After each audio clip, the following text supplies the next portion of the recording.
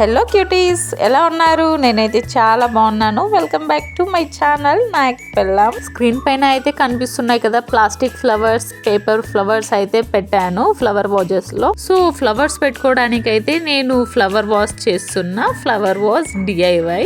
So last వరకు అయితే చూడండి నేను ఎలా చేశాను ఏంటి అనేది. ఇవాళ అయితే కొన్ని DIYs అయితే చేస్తున్నాను. ఈజీగా ఇంట్లో చేసుకునేటట్టు ఎవరైనా అయితే ట్రై చేయొచ్చు. నా దగ్గర అయితే ఇలాంటి బాటిల్స్ అయితే ఉండే, సో వాటిని అయితే నేను ఇలా DIY చేశాను. సో వీడియో చూస్తూ ఉండండి ఎలా చేశాను ఏంటి అని. ఎవరైనా ఇంట్లో ట్రై చేసేటట్టు ఉంటే కామెంట్ చేయండి. నేనైతే మనము వాషింగ్ మిషన్కి యూస్ చేస్తాం కదా క్లాత్ వాషింగ్ లిక్విడ్.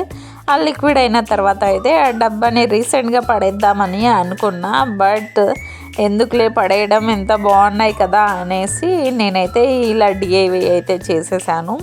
ఈ DIY అయితే నేను plastic flowers and paper flowers పెట్టుకుందాము అనేసి చేస్తున్నా. ఫ్లవర్ వాజ్ చేస్తున్నా.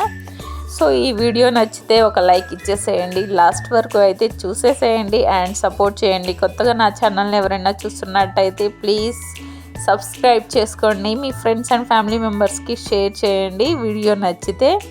సో నాకైతే ఈ లేస్ స్టిక్ చేయడానికి అయితే కొంచెం టైం పట్టింది. ఈ DIYకి కావాల్సింది అయితే మెయిన్ ఇలాంటి ప్లాస్టిక్ డబ్బాలు and Lay's and half beads అయితే కావాలి. ఇంకా మనకు షేప్స్ కట్ చేయడానికి అయితే నైఫ్ కావాలి అండ్ ఫెవికల్ కావాలి. సో ఇవి ఉంటే మన ఫ్లవర్ వాజ్ అయితే రెడీ అయిపోతుంది. చూడండి ఎంత బాగుందో, నాకైతే చాలా బాగా నచ్చింది. అందుకే DIY అయితే లాస్ట్ వరకు చూసేసేయండి. నచ్చితే ఒక లైక్ ఇచ్చేసేయండి అండ్ కామెంట్ కూడా చేయండి నచ్చిందో లేదో.